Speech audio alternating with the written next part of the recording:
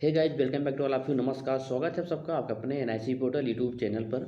आपको यहाँ पर सभी सरकारी भर्तियों की इन्फॉर्मेशन सूचना सबसे पहले दी जाती रहती है। जितनी भी गवर्नमेंट सरकारी भर्तियाँ आती हैं उस भर्ती के विज्ञापन के बारे में और उस भर्ती प्रक्रिया के बारे में संपूर्ण जानकारी सर्वप्रथम आपको यहीं पर बतलाया जाता रहता है। सो गाइस, यदि आप गवर्नमेंट जॉब के लिए पढ़ाई करते हैं तो आप लोग फटाफट चैनल को सब्सक्राइब कर लें, बेल आइकन को अवश्य क्लिक कर लें, जिससे कि आप सभी लोगों को आगामी सभी सरकारी भर्तियों की सूचना सबसे पहले मिल सके।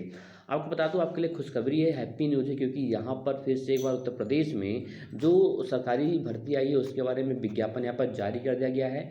और ये भर्ती केंद्रीय हिंदी संस्थान भर्ती से आया है। जी हाँ, केंद्रीय हिंदी संस्थान बोर्ड से ये भर्तियाँ जारी करी गई, नोटिफिकेशन आ गया है, जहाँ पर शैक्षिक सहायक के पदों पर नियुक्तियाँ होंगी। इसके साथ साथ जो है अन्य पदों पर भी यहाँ पर नियुक्ति की जाएंगी। अन्य कौन कौन से पद होगा ये भी जानकारी आपको यहाँ पर मिल जाएगी। और उसके साथ साथ योग्यता, यानी कि योग्यता क्या क्या रखी गई है, यानी कि इस भर्ती के लिए आवेदन कौन कौन कर सकता है, उम्र की जो क्राइटेरिया है वो कितनी निर्धारित की गई है, सैलरी आपकी कितनी होगी, जो सरकारी आदेश है वो कब जारी हुआ है, कहाँ से जारी हुआ है। क्योंकि ये बता दूँ, ये जो एक एजुकेशन मिनिस्ट्री है, यानी कि जो शिक्षा मंत्रालय है, शिक्षा मंत्रालय से ये विज्ञापन जारी कर दिया गया। चलिए, इसकी आप सबसे पहले आपको मैं विज्ञापन दिखाता हूँ, जो बेसिक इन्फॉर्मेशन है आपको देता हूँ, उसके बाद बताऊँगा कि आपको आवेदन कैसे और कहाँ से करना है। एंड गैस, सबसे पहले आपको बता दूं कि जो आपको आवेदन करना है, ये ऑनलाइन आपको आवेदन नहीं करने हैं बल्कि ऑफलाइन मोड में आपको आवेदन करना है। और वो आवेदन आपके कैसे करने हैं वो भी बता देते हैं। देखिए, यहाँ पर जो सामान्य निर्देश है, गाइडलाइंस है, वो यहाँ पर दे दी गई है कि पूर्णतः भरे हुए एवं अपेक्षित संलग्नकों के साथ प्रस्तुत आवेदक पद पर केवल डाक पोस्ट आपको करना है, यानी कि स्पीड पोस्ट करना है, वो भी रजिस्टर्ड डाक के द्वारा, जहाँ पर 15 मई 2023 तक आपके आवेदन पहुँच जाने चाहिए। किस एड्रेस पर, ये एड्रेस अभी आपको वीडियो के अंतिम में बता दूंगा। तो आवेदन शुल्क कितने हैं आपको, यदि आप सामान्य या ओबीसी कैटेगरी से बिलोंग करते हैं तो 500 रुपये है। यदि आप एससी या एसटी कैटेगरी से हैं 250 रुपये है। यदि आप पीएच हैंडीकैप विकलांग हैं तो फ्री ऑफ कॉस्ट है, कोई चार्ज आपके नहीं लगने वाले हैं। और जो पेमेंट आपको करना है वो डिमांड ड्राफ्ट, जानते हो, बैंक से आपको डीडी बनवाना होगा, निर्धारित जो यहाँ पर पेमेंट आपको बताया गया है इसी पेमेंट को, ठीक है, इतने ही पैसे का, इतने ही रुपये का। तो आपको डीडी बनवा के वहाँ पर आपको अटैच करना पड़ेगा जब आप स्पीड पोस्ट करेंगे जिस लिफाफे में, उसी में। अब जो चयन का आधार है, जो सिलेक्शन का जो बेस है वो कैसे होगा ये देख लेते हैं कि यहाँ पर लिखित परीक्षा होगी, यानी कि रिटेन एग्जाम और साक्षात्कार होगा। इसी के माध्यम से आपका यहाँ पर चयन किया जाएगा, जो सिलेक्शन होगा ऐसे ही होगा। अब यहाँ पर सबसे महत्वपूर्ण बात यह है कि जो लिखित परीक्षा होगी उसमें कौन कौन से प्रश्न पूछे जाएंगे, किस किस विषय से, कितने नंबर के पेपर होंगे, कितना आपको ड्यूरेशन टाइमिंग रहेगी, ठीक है, यहाँ पर देखिए अब दिया गया है। तो सबसे पहले सामान्य हिंदी से संबंधित 20 अंक का होगा, प्रश्नों की संख्या 20 रहेगी। सामान्य अंग्रेजी के भी सेम रहेंगे। सामान्य ज्ञान से संबंधित प्रश्न पूछे जाएंगे और बेसिक कंप्यूटर ज्ञान पूछा जाएगा। और उसके साथ साथ विषयगत पद के अनुरूप जो है आपसे संबंधित विषय से जो आप प्रश्न पूछे जाएंगे। कुल मिलाकर 100 प्रश्न रहेंगे और 100 नंबर के होंगे। 90 मिनट आपके पास टाइमिंग रहेगी। और यहाँ पर देख सकते हैं कि न्यूनतम उत्तीर्ण अंक, यानी कि जो पासिंग मार्क है वो क्या निर्धारित की गई है।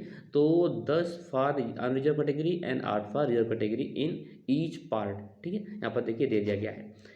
उसके बाद जो अब शैक्षिक की योग्यता है वो कैसे कैसे होगा, देख सकते हैं कि जो यदि पद की शैक्षिक योग्यता के अनुरूप स्तर के प्रश्न पूछे जाएंगे वो देख लेते हैं। तो आशुलिपिक जो स्टेनोग्राफी के पद है और लिपिक के पद है, इनके लिए स्किल टेस्ट होगा। टंकण परीक्षा होगी, 50 अंकों की होगी। टंकण परीक्षा कंप्यूटर पर ली जाएगी। आशुलिपिक पद के लिए दे दिया गया है, आशुलिपिक जो स्टेनोग्राफी उनके लिए दिया गया है। अन्य पदों के लिए भी जो यहाँ पर स्किल टेस्ट यहाँ पर कंपलसरी है, बिल्कुल देना होगा। अब आवेदन पत्र का पता आपको जो कर भेजना है, स्पीड पोस्ट, वहाँ पर किस एड्रेस भेजना है, तो आपको उप कुल सचिव, केंद्रीय हिंदी संस्थान, हिंदी संस्थान मार्ग, आगरा 282005, आपको इसी पते पर, इसी एड्रेस पर आपको स्पीड पोस्ट करना है। यदि आपको एडिशनल जानकारी चाहिए तो आप इस बताए गए ईमेल आईडी पर आप जीमेल पर संपर्क कर सकते हैं। अन्य सूचना को आप पढ़ना चाहते हैं तो वीडियो को पॉज करके इसको आप अच्छे से रीड कर लें। अब यहाँ पर बात करते हैं कि जो कौन कौन से पद हैं उनके लिए क्वालिफिकेशन क्या क्या मांगी गई है। तो जो सबसे पहला पद है वो लेखा अधिकारी का पद है, देख सकते हैं। यहाँ पर आपकी जो मैक्सिमम एज होनी चाहिए, यानी कि जो अपर एज लिमिट हो वो 30 वर्ष, आपकी उम्र 30 वर्ष से कम होनी चाहिए। कुल पदों की संख्या 1 है। यहाँ पर जो शैक्षिक योग्यता है, क्वालिफिकेशन यहाँ पर दिया गया है कि मान्यता प्राप्त यूनिवर्सिटी से आपने ग्रेजुएशन कर रखा हो और कैश, लेखा एवं बजट से संबंधित 3 वर्ष आपके पास एक्सपीरियंस होना चाहिए, ठीक है, किसी भी सरकारी या पीएसयू स्वायत्त शासी या संस्था या समकक्ष संस्था से आपके पास एक्सपीरियंस यहाँ पर कंपलसरी मांगा गया है। उसके बाद जो दूसरा पोस्ट है वो है पुस्तकालय सहायक, देख सकते हैं पुस्तकालय सहायक की अपर एज लिमिट, यानी कि अधिकतम आयु 30 वर्ष होना चाहिए।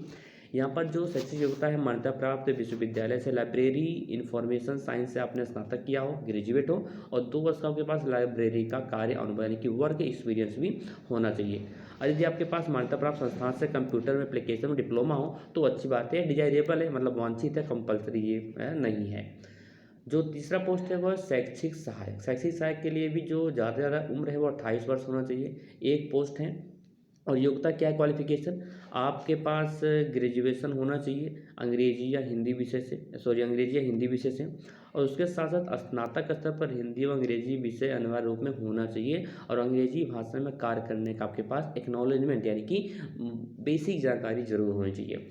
इसके साथ साथ यदि आपके पास जो है हिंदी से अंग्रेजी में आपको ट्रांसलेशन आता हो, बीएड आपने कर रखा हो, कंप्यूटर का आपके पास बेसिक ज्ञान हो तो भी और अच्छी बात है, आपको यहाँ पर जो है बिल्कुल प्राथमिकता दी जाएगी। ये वांछित है, कंपलसरी नहीं है। यदि आपके पास ये सारे सर्टिफिकेट जानकारियाँ हैं तो भी और अच्छी बात है। जो अगला पोस्ट है वो है तकनीकी सहायक यानी कि प्रकाशन का। अपर एज लिमिट है 28। जो यहाँ पर क्वालिफिकेशन है, आपने ग्रेजुएशन कर रखा, आपने पीजी कर रखा हो, मतलब अपना स्नातकोत्तर का मतलब होता है पोस्ट ग्रेजुएशन, और किस विषय से, आपने हिंदी या फिर भाषा विज्ञान से। उसके साथ अंग्रेजी का आपके पास ज्ञान भी होना चाहिए, अंग्रेजी का बेसिक जानकारी आपके पास होनी चाहिए। यदि आपके पास एक डिजायरेबल है कि अनुवादक आपके पास हो, हिंदी से अंग्रेजी, अंग्रेजी से हिंदी में आप ट्रांसलेशन कर लेते हो, ठीक है, और आपके पास कोई एक्सपीरियंस भी हो तो अच्छी बात है। अब इसके आगे है ऑडिटर। ऑडिटर के लिए जो अपर एज लिमिट है 30 ईयर्स है।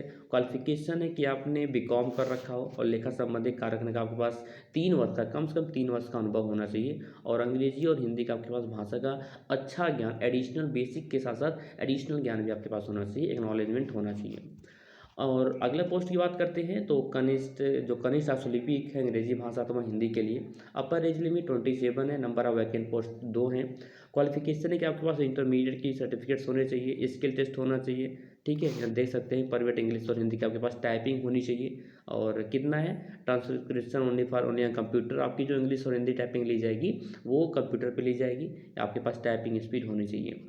उसके साथ साथ आपके पास जो डिजायरेबल क्वालिफिकेशन यहाँ पे दिया गया है इसको भी देख सकते हैं। यदि आपके पास शॉर्ट हैंड की जानकारी है, आपने कोर्स कर रखा है, अच्छी खासी आपको आती भी है तो भी और अच्छी बात है।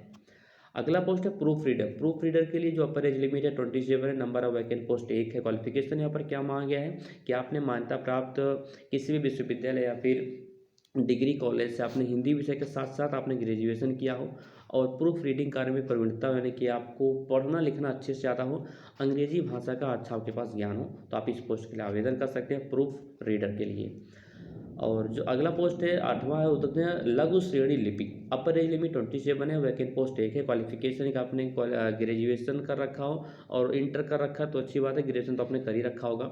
उसके साथ साथ आपके पास जो कंप्यूटर का जो टाइपिंग होना चाहिए, हिंदी और इंग्लिश में आपको टाइपिंग आना चाहिए।